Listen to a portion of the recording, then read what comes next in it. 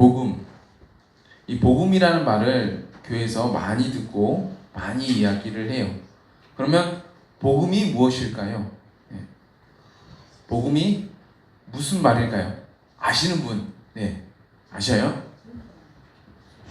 네. 네, 선물은 날라갔습니다. 네.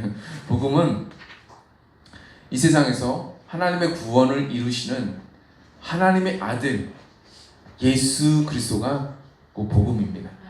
네. 마가복음 1장 1절에 기록되어 있죠. 복음은요, 장황한 논설이 아니고요, 낡고 진부한 교리도 아닙니다.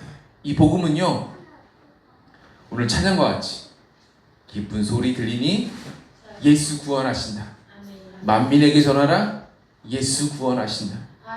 예수 그리스도께서, 그 이름의 뜻이 구원이라는 뜻인데요, 예수 그리스도께서 그 이름대로 구원하신다라는 말씀이에요. 누구를요? 우리 죄인들을요. 우리의 영적 처지가 어찌할 수 없는 죄인이었어요. 예수 믿기 전에 우리는 모두 다 정말 어찌할 수 없는 죄인이었어요. 마귀 권세와 사망의 권세 아래 눌려가지고 옴짝달싹 할 수 없는 존재였어요. 스스로 그 죄의 올무를 뚫고 풀고 나올 수 있는 사람, 그런 인생 한 명도 없습니다. 한 명도 없어요. 세상 사람들 보세요. 스스로 죄의 올무를 끊고 뚫고 나올 수 있나요? 네. 내가 이 속세에서 벗어나, 이 번뇌에서 내가 벗어나야지, 산에 올라가서 뭘 하고 뭐 한다 해도 벗어날 수 있습니까? 벗어날 수 없어요. 벗어날 수 없습니다. 아무리 뭐 해탈의 경지에 이르겠다 해도 벗어날 수 없다니까요. 못 벗어납니다. 그 죄의 권세, 사망의 권세 아래서는요, 못 벗어납니다. 위대한 성인들이 세상에 많았지만 그 성인들조차도 못 벗어납니다. 못 벗어나요. 얼마나 절망적입니까? 이 절망적인 인생들을 예수님께서 구원하셔서 하나님 나라의 영광 가운데로 인도하셔요. 그래서 영생하게 하세요. 이 죄가 다스릴 수 없는 인생이 됩니다. 영원한 생명을 주십니다. 이게 복음이에요.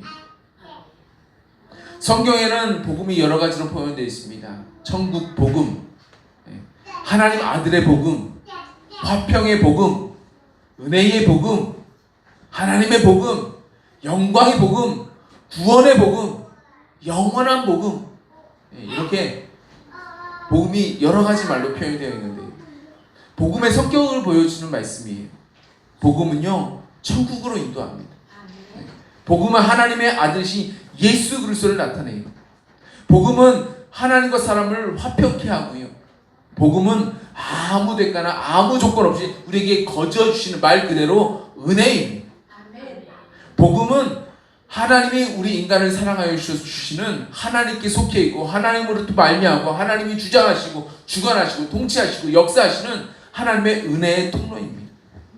복음은 영광스러워. 주님이 영광스럽게, 주님이 행하신 일도 영광스럽고요, 복음으로 주님의 그 구원에 동참한 모든 사람들도 다 영광스럽습니다. 그래서 교회가 뭐라 그래요? 영광스럽다고 말씀하세요. 제가 다음번에 교회 이름을 바꾼다면 영광스러운 교회, 글로리어스 처치라고 이름을 붙이고 싶은데요. 정한 건 아니고요. 생각이 그렇다는 겁니다. 영광스러워요. 이게 성경에 기록되어 있거든요. 주님의 교회를 영광스럽게 하셨다라고 기록이 되어 있습니다. 복음은 구원이에요. 예수님의 이름의 뜻이 구원이듯이 주님이 하신 모든 일은 구원의 역사를 이루십니다. 구원케 하세요. 그러면 주님의 주요 관심사는 뭘까요? 주요 관심사, 바로 영혼 구원이죠. 죽을 영혼 살리는 것이요, 주님의 주요 관심사인 겁니다. 돌아와라, 돌아와라. 그럼에도 불구하고, 그럴지라도 너 포기하지 마라. 내가 너를 회복시키리라. 내가 널 영광스럽게 만들어 주리라. 내가 너를 구원하리라. 내가 지금 어떤 상황에 처해 있다 할지라도 나는 너를 구원할 수 있단다. 이것이 복음에 대해서 제가 기도하고 묵상할 때 주신 주님의 음성이었어요. 네. 나에게 다가와 말씀해 주시는 이 주님의 음성에 귀를 기울이시는 저와 여러분 되시길 축복합니다. 아멘. 복음이라는 말이 성경 헬라어 성경에서는요, 우리나라 말로 되어 있는 게 한국어 성경이 있지만 이 성경은 번역한 거죠. 번역하고. 근데 그 번역하기 전에 기록된 성경이 바로 헬라어 성경입니다. 그리스 말이에요. 헬라어가 그리스 말이에요. 헬라어 성경에서는요, 복음이라는 말이 유앙겔리온이라는 단어로 쓰였어요. 뭐라고요? 유앙겔리온. 몇 번 쓰였을까요? 77번이나 기록되어 있습니다. 7이라는 숫자는 완전수예요. 77번 기록되어 있으면 이거 하나님께서 이 복음을 참 완전하게 하셨구나, 완전하게 이루시는구나 라는 생각을 하셔야 됩니다. 유앙겔리온이라는 말은요, 앙겔로스에서 비롯된 말이에요. 앙겔로스라는 말이 무슨 말이냐면 천사라는 말이에요. 천사 혹은 사자, 주님 보내신 사자, 천사라는 말이에요. 다시 말해서 유앙겔리온이라는 복음은요, 천사, 앙겔로스가, 하나님의 사자가 가져온 좋은 소식이라는 의미인 거예요.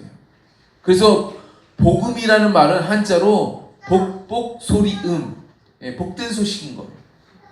영어로는요, 우리 제니사님 영어로는 잘 하실 것 같아요. 영어로 복음은 뭐예요? Good news. good news죠. 좋은 소식입니다. good news예요. 하지만 복음은요, 그냥 단순히 좋은 소식, 복된 소식, 그런 소식이 아니에요. 하나님의 구원을 선포하는 큰 기쁨의 좋은 소식인 겁니다. 네. 이 복음을 듣고 이 복음이 가져다 주는 이 구원의 문을 통과한 사람, 다시 말해서 구원의 주체이신 예수 그리스도를 내 마음에 모시고 영접하고, 그리고 그 문으로 들어가서 지은 죄, 내가 알고 지은 죄, 모르고 지은 죄, 내가 그동안 얼마나 죄악된 사람인지 다 회개하고 주님의 약속한 성령으로 충만하게 채워진 사람, 주님의 보좌 앞으로 주님의 그 지성 속 깊은 곳까지도 나아가서 주님과 깊은 교제, 친밀한 교제를 이룰 수가 있습니다. 예수 그리스도의 십자가 구원은요, 주님이 이미 성경에 약속되어 있는 십자가 언약이기 때문에, 제가 이 십자가 언약 중에 강조를 많이 하죠. 십자가 언약이기 때문에 예수 그리스도를 믿고 예수 그리스도를 마음에 영접한 사람, 예수 그리스도의 언약에 동참한 사람은요, 당연히 예수님이 약속하셨던 모든 아름다운 약속, 제가 십자가 언약만 말씀드렸는데 그 앞전에 하나님께서 약속하신 수많은 약속들이 있어요. 그 아름다운 약속들이 그 언약 안에서 신실하게 이루어지게 됩니다. 할렐루야. 그 언약을 버리지 않고 그 언약에서 벗어나지 않는 사람은요, 언약 안에서 주님이 주시는 그 복과 은혜를 누리면서 살 수 있고요, 또 천국에서도 영원토록 누리게 될 것입니다. 아멘. 오늘 말씀에서 주님이 우리에게 보여주신 말씀은 너희는 내 증인이라고 말씀하세요. 오늘 말씀 보실까요? 오직 성령이 너에게 임하시면 너희가 권능을 받고 예루살렘과 온 유대와 사마리아와 땅 끝까지 이르러 내 증인이 되리라. 아멘. 증인이라고 말씀하세요. 제자들이 예수님께 묻습니다. 예수님, 주님이 이제 부활하셨잖아요. 이제 부활하셨잖아요.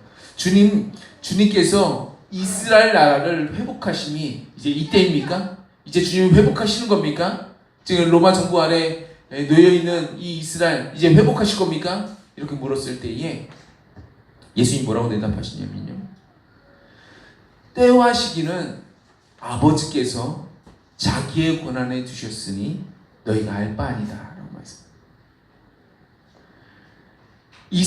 이스라엘 나라의 회복은요, 마지막 때를 얘기를 하는 겁니다. 주님이 최후에 이스라엘 회복하실 거예요. 지금 이스라엘 있잖아요. 아니요, 영적 이스라엘 회복하신다니까요. 회복하세요. 그런데 그것은요, 예수님이 다시 오실 때, 재림의 때에 그때 회복해요. 누가 회복하세요? 예수님이 회복하시기 때문에 그렇습니다. 그때는 철저한 권세를 가지고 오시기 때문에 주님이 회복하세요. 근데 주님은요, 우리가 그때에 대해서 관심을 갖지 말라고 하세요. 관심 갖지 마라. 그날이 언제인지 관심 갖지 마라. 관심 갖지 마라. 그것은 오직 아버지만이 알고 계시는 아버지의 권한 안에 있기 때문에 그 권한 너희가 침범하면 안 돼. 그것에 관심을 두지 말라는 거예요. 그러면 우리의 관심을 어디다 둬야 돼요? 주님이 어디에다 관심을 둬야 될지를 알려주세요. 예수님 이어서 말씀하시죠. 오직 성령이 너에게 임하시면 너희가 권능을 받고 예루살렘과 온 유대와 사마리아와 땅 끝까지 이르러 내 증인이 되리라 하시니라. 너희의 관심은 성령이 너희 가운데 임하시면 너희가 증인이 될 터인데, 주님이 함께 하시기 때문에 증인이 될 터인데, 예루살렘과 온 유대와 사마리아 땅 끝까지 이르러 내 증인된 삶에 관심을 가지라는 겁니다. 우리의 사명, 우리가 주님 다시 오실 그날까지 해야 될 일, 우리가 죽을 날까지 해야 될 일, 그것이 바로 증인이라는 거예요. 네. 예수님의 증인인 것입니다. 증인은 무슨 말이죠? 증인? 증인은 어디서 쓰는 말입니까? 네, 법정에서 쓰는 말이죠. 검사나 변호사가 또는 판사가 증인에게 물어봅니다. 네. 먼저 선서하게 하죠. 네, 선서하게 합니다. 거짓말 안 할 것으로 선서하게 하죠. 그리고 난 다음에 물어봅니다. 당신은, 이 증인은 이 사람을 본 적 있습니까? 이 사람을 본 적 있습니까? 당신은 이 사람과 이야기를 나눈 적 있습니까? 당신은 이 사람을 알고 있습니까? 당신은 이 사람과 만난 적이 있습니까? 당신은 그 사람과 어떠한 관계입니까? 물어봅니다. 물어봐요. 네. 여기서 대충 대답하거나 얼마 부리거나 아니면 잘못된 대답을 하면 큰일 납니다. 네. 위증죄 무섭습니다.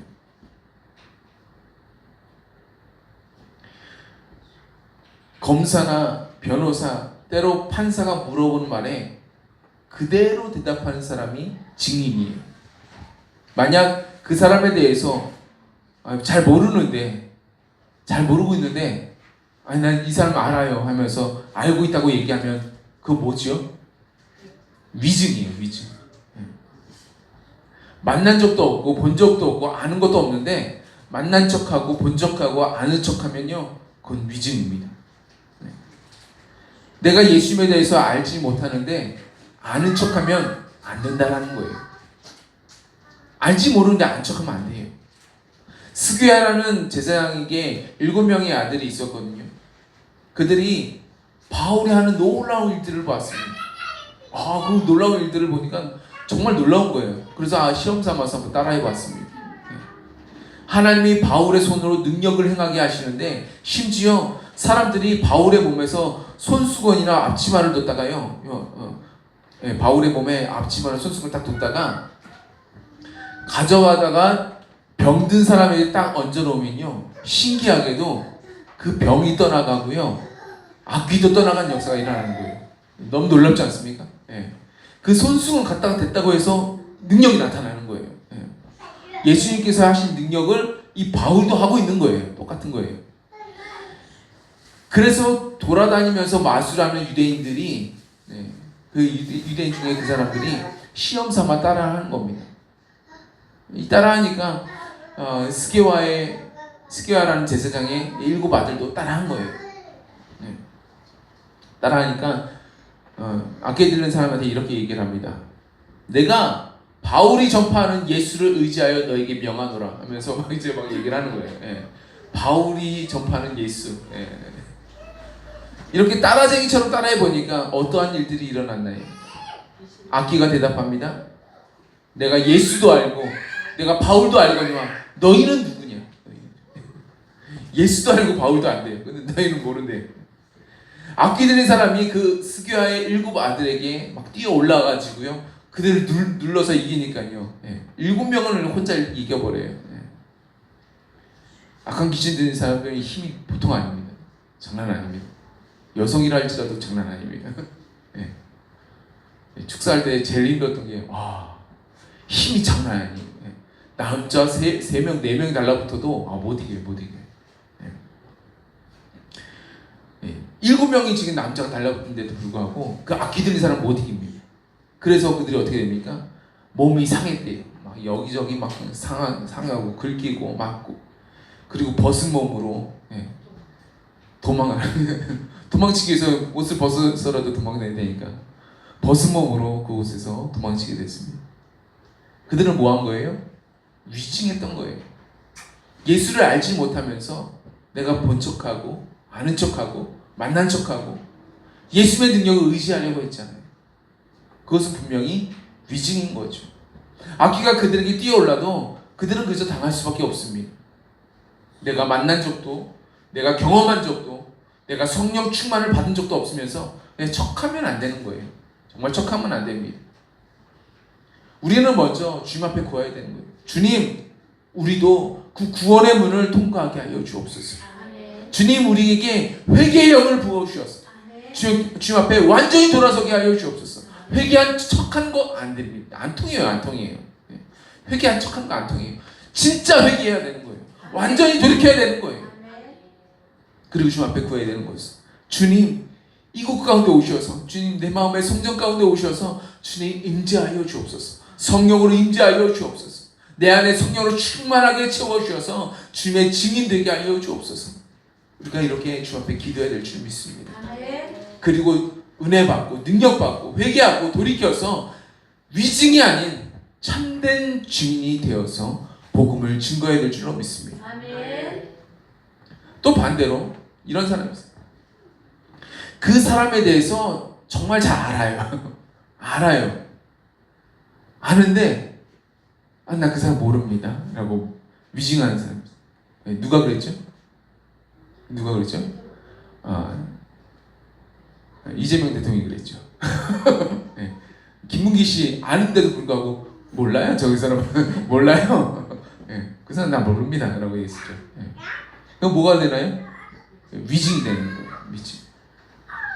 우리가 예수님을 알고 예수님을 받고 예수님을 만났고 예수님의 말씀과 그 은혜와 그 능력, 그 축복과 그 모든 것들을 경험했는데도 불구하고 나는 모른다고, 난 모른다고 주님을 부인하거나 마치 모른 척 묵인해 버린다면 이것도 위증이 되는 겁니다. 예수님이 십자가에 달리시기 위해서 대제사장이 보낸 사람들에게 이제 잡혀가실 때에 그곳에 누가 따라갔죠? 베드로가 따라갔죠. 베드로가 따라가니까 주변 사람들한테서 이런 질문을 듣게 됐어요. 너도 예수와 함께 있었지? 너도 그 당이지? 너 갈릴리 사람이잖아. 맞아, 너 갈릴리에서 왔으니까 너 똑같아. 같은 사람이지? 같은 당이지? 이렇게 물어본 거예요. 그때 베드로는요, 겟세마네 동산, 그 기도의 동산에서 열심히 기도했나요? 아니요, 못했어요. 육신이 연약해가지고 눈꺼풀이 점점 감기는데 어떻게 기도해요? 그 포도주를 몇 잔 마셨잖아요. 성찬식 그 전에 했잖아요. 성찬식 할 때 포도주를 마시거든요. 근데 우리는 한 잔만 마시잖아요. 아니에요. 원래는요 그 성찬식이요 4번 마셔요. 4번 마셔. 그러니까 4잔 마신 거예요. 4잔 마시니까 알딸딸한 거예요 지금. 알딸딸해가지고 지금 잠이 오는 겁니다. 술 마시고 나면 잠이 오잖아요. 그래서 잠잔 거예요. 육신이 약하니까 잠잔 거예요. 근데 지금 앞에 놓여진 사건이 뭐예요? 십자가 사건이 놓여져 있는 상황이에요. 근데 기도를 못했어요. 주님이 기도해라 기도해라. 한시도 깨어있어서 기도하지 못하니 한시도 깨어있지 못했어요.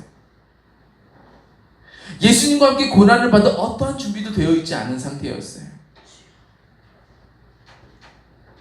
그리고 예수님의 말씀대로 오늘 밤 닭 울기 전에 내가 3번 나를 부인하리라 라는 말씀대로 예수님을 부인하게 됐던 겁니다. 그럼 비록 위증을 했긴 했지만 예수님 모른다고 위증하긴 했지만 예수님께서 내가 너를 위해서 기도했다. 사탄이 너를 정말 얼마나 너를 달라고 그냥 이렇게 이야기했는데도 불구하고 내가 너를 위해서 기도했다. 예수님이 갈릴리 호숫가에서 다시 회복할 수 있도록 주님이 여러 가지 사건들을 통해서 인도해 주셨기 때문에 베드로야 네가 나를 사랑하느냐? 주님께서 3번이나 물어보시면서 주님께서 확인해 주셨기 때문에 베드로는 이제 더 이상 위증하지 않는 사람을, 그래서 십자가를 내가 거꾸로 지면 졌지 절대 내가 이젠 다시는 주님을 부인하지 않겠다. 위증하지 않는 사람으로 거듭나게 되었습니다. 로마의 유명한 황제 있죠. 고양이 이름 같은 네로 황제가 있죠. 네로 황제 이후로요. 네로 황제 때부터 이렇게 예수 믿는 사람을 이제 핍박하게 되거든요. 예수님을 믿는 사람들은요 이제 핍박의 시대를 지나야 했습니다. 로마 시대 때 네로 황제 이후로 핍박의 시대를 지납니다. 콘스탄틴 대제가 313년 칙령을 내려요. 313년이에요. 313년에 칙령을 내리기까지 그 시기 동안에 네로 황제 때부터 콘스탄틴이 내리는 그 314년 내리는 그 칙령 이르기까지 예수 믿는 사람들은요 많은 핍박을 받아야만 했습니다. 핍박이 몇백 년 가는 거예요. 그러니까 그 중에 10번의 대박해의 시대가 있었습니다. 중간중간 계속 박해가 있지만 10번 동안에는요 너무 심각하게 박해를 하는 거예요. 그 10번의 대박해 시대 중에서도 가장 심하게 핍박을 했던, 박해를 했던, 그냥 박해 정도가 아니라 잡아다 죽였던 황제가 도미티안이라는 황제입니다. 그 황제는 자기가 신이라고 하면서 자신에게 숭배하라는 거예요. 제가 터키에 에베소라는 지역을 갔습니다. 우리는 에베소 하면 교회가 떠오르잖아요. 그런데 에베소는요 대단히 큰 도시입니다. 도시. 로마식으로 지은 도시입니다. 큰 도시예요. 그 에베소를 가보니까요 로마의 많은 유적들이 그 에베소에 남겨져 있었습니다. 그래서 저희 성지순례 팀만 가는 게 아니라 그곳에는요 수많은 유적들을 보기 위해 가지고 세계에서 다양하게 왔더라고요. 브라질 사람들도 오고 많은 사람들이 왔습니다. 그 에베소를 찾아서 수많은 사람이 왔습니다. 얼마나 많이 왔는지 막 사람들한테 치일 정도예요. 그 정도로 많이 왔습니다. 에베소는요 그 화려한 도시의 모습을 여전히 간직하고 있어요. 여전히. 근데 에베소 도시 가운데 놓여져 있는 이 메인 도로를 따라서 이제 가게 되면요 어느 곳에 가게 되냐면 황제를 숭배하는 문이라고 해야 될까요? 아니면 탑이라고 해야 될까요? 어쨌든 황제를 숭배하고 지나가도록 만든 건물이 놓여져 있습니다. 이 길을 지나가는 사람은 반드시 그냥 지나가지 말고 황제를 숭배하고 지나가야 되는 거예요. 그러니까 진짜 예수님을 믿는 사람들은 정말 예수님을 내 구세주로 영접하고 구주로 영접하고 내 왕 중에 왕으로 영접하고 주님을 신으로 섬기는 사람들은요 그 메인 스트리트 그 중심가를 지나갈 수가 없는 거예요. 지나갔다간 숭배를 해야 되니까 황제에게 숭배를 해야 되니까. 그 중심가에 뭐가 있습니까? 생활에 필요한 거의 대부분의 건축물들이 있어요. 시장이 있고 마트가 있고 또 도서관이 있고 광장이 있고 연극장이 있고 화장실들이 있고 공중화장실들이 있고 이 모든 것들이 죄다 있었습니다. 진짜 예수님을 믿는 사람들은 그 모두 훌륭한 건축물들을 모두 다 이용할 수가 없는 거예요. 그러니 그들은 그 박해 동안에 어디를 가야만 했습니까? 사람들이 잘 살지 않는 곳, 몰래 살아갈 수 있는 곳, 산골짜기 같은 그런 곳들을 찾아가야 되는 거예요. 그래서 제가 지난번에 말씀드린 데린쿠유 같은 지하 도시가 만들어진 거죠. 땅 깊이 아파트 21층 깊이로 굴을 만들어가지고 그 굴에 사람도 지낼 수 있지만 예배당과 신학교 뭐 등등 사람이 지낼 수 있는 곳들을 만들어 가지고 밤에 몰래 반농사하고 밤에 농사를 해야 돼요. 그리고 낮에는 사람들이 있기 때문에 굴에 있고 그런 비참한 생활들을 해야만 했었습니다. 왜요? 그들이 증인이었기 때문에 그렇습니다. 그들은 예수님을 부인할 수가 없으니까요. 부정할 수가 없었습니다. 예수님을 구주라고 인정하면, 예수님을 나의 구주라고 인정한 사람들은요, 황제가 신이라고 황제를 숭배한 그런 말들 못하는 거예요. 그러니까 잡혀진 사람들은요, 대다수가 죽임을 당하는 겁니다. 예수님을 부정하고 어떻게 황제를 숭배하고 있습니까? 그들은 몰래 깊은 지하에 살지언정 해를 못 봐서 온갖 질병에 걸리다가 일찍 죽음을 맞이하게 되지만 그래도 예수님만큼은 부정할 수 없어서 증인으로 살고 싶어서 땅속 깊은 곳에 굴을 파고 지냈던 것입니다. 그들의 삶은 정말 힘겨운 삶이었지만 그래도 예수님을 부인하지 않는 증인이었어요. 저와 여러분도 예수님을 믿고 있다면, 예수님을 알고 있다면 예수님의 능력, 예수님의 말씀, 예수님의 그 은혜를 내가 경험했더라면 난 예수를 모른다고, 난 만난 적도 본 적도 경험한 적 없다고, 알지도 못한다고 예수님을 그렇게 부인해서는 됩니까? 안 됩니까? 안 된다는 거예요. 안 된다는 겁니다. 어떤 사람은요, 양심상 내가 긍정도 할 수 없고 내가 부정도 할 수 없으니 내가 묵비권을 행사해야 되겠다. 그래서 묵비권을 행사하는 사람들이 있어요. 내가 사람들한테 말도 하지 않지만, 내가 그 사람들한테 증거도 하지 않지만 내가 모른다고 부인하지도 않겠다. 내가 그냥 묵비권을 행사해야지. 긍정도 부정도 하는 사람들이 있습니다. 근데 성경에는요, 묵비권도 봐주지 않습니다. 예수님은요, 양이면 양이고 염소면 염소예요. 중간지대는 없다라는 거예요. 없습니다. 묵비권도 안 돼요. 우리가 묵비권을 사용하든 사용하지 않든 간에 우리가 사람들 앞에서 예수님을 인정하지 않으면 예수님도 천국과 지옥을 가르는 하늘 법정 가운데서, 그 하늘 법정에서 수많은 무리들, 하나님과 천사들, 수많은 사람들 앞에서, 그러니까 하늘나라의 배심원들이죠. 하늘나라의 배심원들 앞에서 이 사람은 내가 아는 사람이라고 인정하지 않는다라는 말씀이죠. 네. 우리가 예수님을 사람들 앞에서 인정하지 않으면 예수님도 우리를 하늘 법정에서 인정하지 않겠다라는 거예요. 내가 저들을 알지 못한다. 그 말씀은 뭔 뜻인가요? 그 사람은 절대 천국으로는 들어가지 못한다라는 얘기죠. 천국 들어가지 못한 건 어디 갑니까? 지옥 가는 거죠. 왜요? 저 사람은 언약 안에 있는 사람이 아니기 때문에 그런 거예요.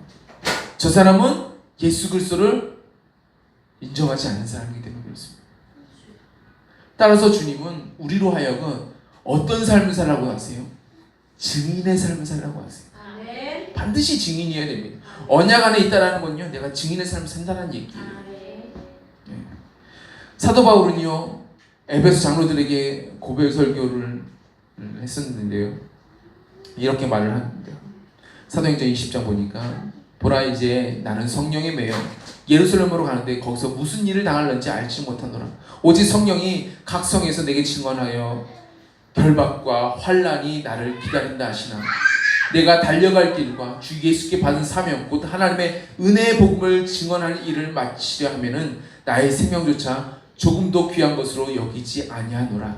보라 내가 여러분 중에 왕래하며 하나님의 나라를 전파하였으나 이제는 여러분이 다 내 얼굴을 다시 보지 못할 줄 아노라. 그러므로 오늘 여러분에게 증언하거니와 모든 사람의 피에 대하여 내가 깨끗하니 내가 꺼리지 않고 하나님의 뜻을 다 여러분에게 전하였음이라. 이렇게 증언하고 있습니다. 사도 바울은요, 은혜의 복음을 증언하는 일을 마치려면 하면은 나의 생명조차 조금도 귀한 것으로 여기지 않는다고 하면서 에베소에서 하나님의 나라를 얼마나 열심히 전파했든지, 이 3년 동안 얼마나 열심히 전파했든지 모든 사람의 피에 대해서 내가 무죄하다. 네. 내가 다 가르쳤다. 이 구약 에스겔에 나오는 얘기거든요. 모든 사람의 피해에 대해서 내가 무죄했다. 내가 다 증거했기 때문에 나는 무죄하다. 내가 깨끗하다라고 증언하고 있습니다. 그만큼 진실하게, 그만큼 성실하게 증인의 삶을 살았다라는 거죠.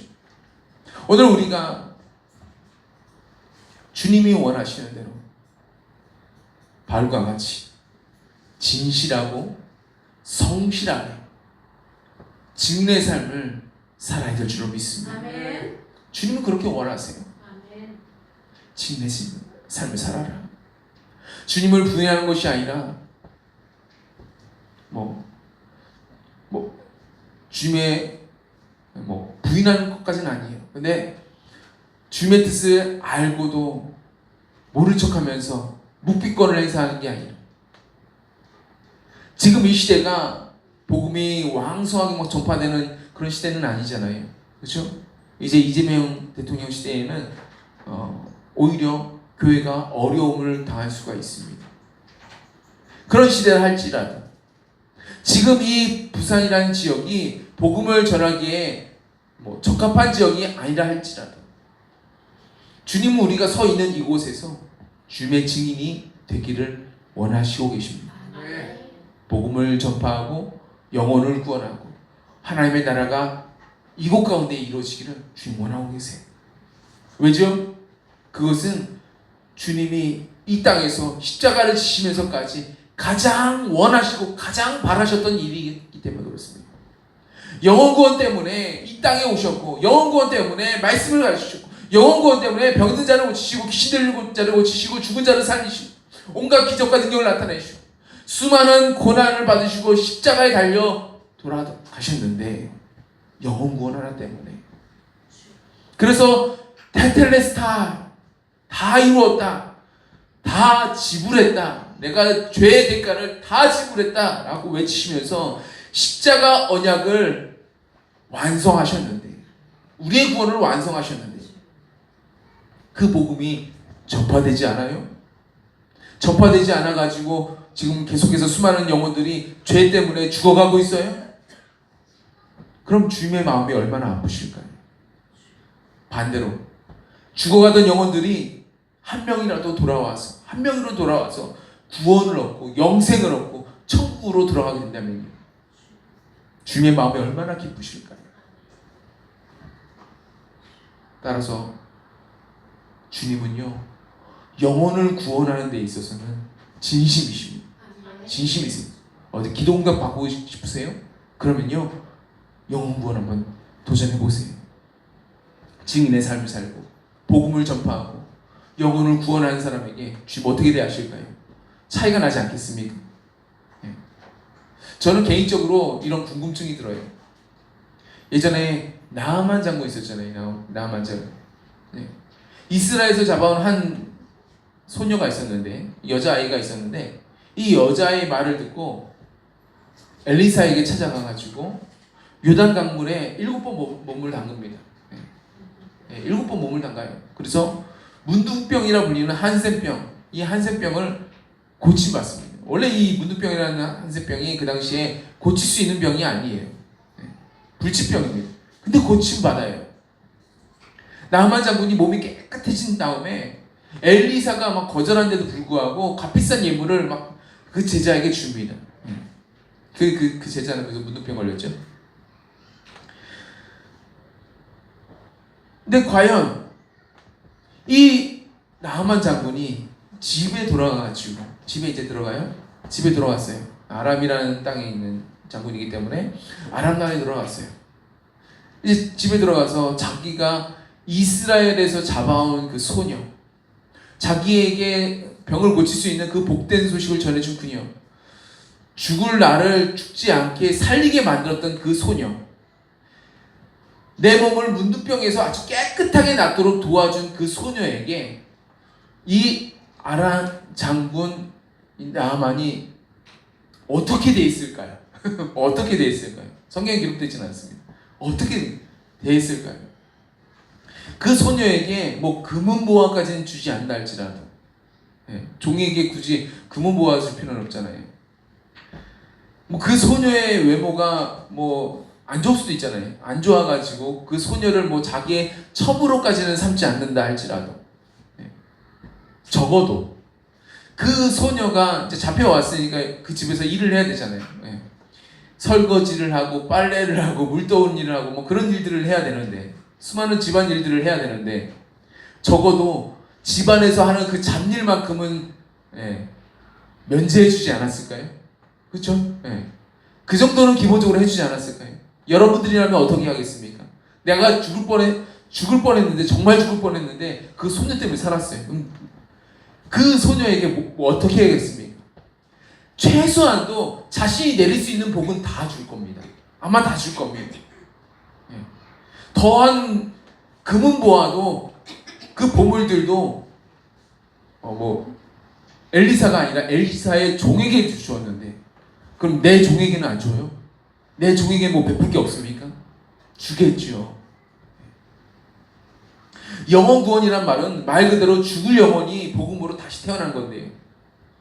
복음을 전해서 새 생명으로 잉태하는 그 사람에게 주님은 어떻게 대하시겠습니까? 어떻게 대할까요? 아마 남편 되시는 분들은요, 아내가 뱃속에서 잉태했을 때를 아마 떠올리게 될 것 같습니다. 평소에는 좀 무뚝뚝한 사람이라 할지라도, 뭐 난 부산 사람이라서 무뚝뚝하다고 할지라도, 예, 돈이 없고 가난한 사람이라 할지라도, 아내가 아이를 가졌다고 한다면요, 뭐 먹고 싶은 거 없냐고 물어보면서, 뭐 과일이라도, 뭐 순대라도, 예.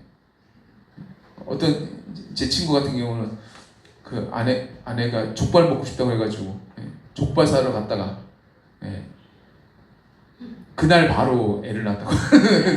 예, 그날 바로 애를 낳았습니다. 예. 장모님, 지금 애가 나왔어요. 네, 얼마나 빨리 낳는지 족발 먹고, 예, 그렇게 얘기를 했는데요.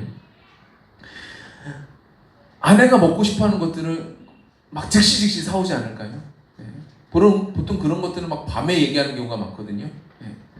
뭐 밤에 뭐 쿠팡이라든지 뱀이라든지 뭐 할 것 없이 그냥 필요한 것 채워주려고 뭔가 노력을 하지 않을까요? 예. 건강한 아이만 잘 나올 수만 있다면, 아내가 아무리 밤에 뭐가 땡긴다 할지라도 모든 수고를 다해서라도 그 요청을 아마도 들어줄 것입니다. 예. 어지간한 남편이라면 다 들어줄 것 같아요. 어떤 시아버지는요, 애 낳냐고 수고했다면서 몸조리 잘하라고 수백만 원씩이나 하는, 예, 뭐 산후조리원 얼마나 비쌉니까? 예, 그 산후조리원, 비싼 산후조리원 모든 비용 다 대주기도 하는데요. 저는 그런 생각이 들어요. 예, 제가 참 부족함 많은 사람이고 참 연약한 사람인데, 그래도 주님을 위해서 주님의 말씀을 따라서 순종한다 하면서 지금까지, 그리고 지금 이 부산 땅까지 제가 내려왔잖아요. 그러니까 주님이, 제 느낌이 그래요. 너 필요한 거 다 말해. 내가 다 채워줄게. 너 필요한 거 뭐야? 다 얘기해. 그렇게 말씀하시는 것 같아요. 제가 부산에 내려와서, 여기에 뭐 사택이 있었습니까? 없었잖아요. 예. 목사님 사는 데가 저쪽 방이었잖아요. 목양실. 그 방이었잖아요. 네. 제가 딱 들어와 보고 난 다음에, 저 좁은 방에서 어떻게 7명이 자지? 이런 생각이 드는 거예요. 예. 여기 처음 와가지고, 주님, 저 7명이 저기서 못 잘 것 같은데요. 너무 좁은데요. 예. 그렇게 주님 앞에 고백하니까 주님 어떻게 역사하십니까? 저는 그냥 살 집만 있었으면 좋겠다라고 생각을 했는데, 주님이 역사하시는 건요, 34평 아파트로 저를 인도하시는 거예요. 예. 놀랐습니다, 저도. 그런 데서 살아본 적이 없거든요. 주님, 제가 여기서 지금 차를 끌는데 스타레스 차가 좀 노화가 돼가지고 밑에가 다 썩었어요. 주님, 길 가다가 주저앉으면 어떡하죠? 예. 걱정돼가지고 그렇게 좀 기도하니까요. 그렇게 고백하니까요. 주님이 저희 아버지 통해가지고 스타렉스를 스타리아로, 새 차로, 예, 저희 차를 보고 그 지방 내 다른 목사님들이 막 차들을 바꾸시더라고요. 예, 부러웠나 봐요. 예, 바꾸시더라고요. 뿐만인가요? 하나님이 천사들을 보내셔가지고 때마다 쌀이며 과일이며 얼마 전에 삼계탕까지, 예, 여러분도 다 드셨죠? 삼계탕까지 주님이 천사를 보내셔서 채워주시는 거예요. 제가 드리는 게 아닙니다. 주님이 채워주시는 거예요. 네. 또 얼마 전에는 갑자기 진행된 이 망가 시즌, 예. 뭐든지 망가져요. 기계들 다 망가져요. 세탁기도 망가지고 밥통도 망가지고 뭐 여러 가지 다 망가졌다고 제가 얘기했었잖아요. 설교 시간에 그냥 얘기만 했는데도 불구하고 그거 가지고 따로 기도하진 않았습니다. 그런데 주님이 천사들을 파송하셔가지고 그것들을 바꾸게 하시는 거예요. 네. 하나 더 얘기할까요? 심지어 제가 저번에 터키를 이제 다녀온 후에 10일 동안 교회와 집을 비웠으니까요. 다른 분들도 고생했겠지만 저희 아내가 얼마나 고생했겠어요. 5 아이를 혼자 독방 육아를 한 거예요. 독방 육아를 하면서 얼마나 힘들겠어요. 근데 사실 이때만 독방 육아한 게 아니에요. 저는 때마다 뭐 지방에서 뭐 성지순례다, 선교여행이다 하면서 외국에 다녀올 일이 여러 있었습니다. 전 여러 번 갔다 왔어요. 그래서. 근데 아내는요 5명의 아이들을 낳고 기르느라, 예, 모유수유만 7년 넘게 했잖아요. 그러니까 해외여행 한번 다녀본 적이 없는 거예요. 터키 다녀온 후로 제가 미안한 마음이 있었습니다. 좀 데리고 다녀야 되는데 다른 사모님들은 같이 갔는데, 근데 제 상황에서는 어떻게 해줄 수가 없었습니다. 어쩌겠어요. 그냥 있었습니다. 근데 갑자기 중학교, 고등학교 때 친구였던 한 친구가 10년 만에 연락을 준 거예요. 자기가 지금 괌에 살고 있는데 우리 교회에서 올해 사모 위로회를 한다고. 네. 그래서 한국에 있는 목회자를 초청해가지고 사모님들 초청해가지고 사모 위로회를 하는데 한번 와줄 수 없냐고 얘기를 하는 거예요. 네. 돈 얘기를 하려고 했는데 먼저 얘기합니다. 비행기값 빼고 나머지 거는 자기네 교회에서 다 지불한대요. 비행기값 빼고 나머지는 다 지불한대요. 괌의 물가가 우리나라보다 3배 비싸거든요. 그럴 때 다 지불하겠다는 거예요. 우리는 애가 5이라 가지고 아내 혼자 사는 게 어렵다고 못 간다고 얘기하니까 교회에서 허락받았대요. 다 와도 된대요.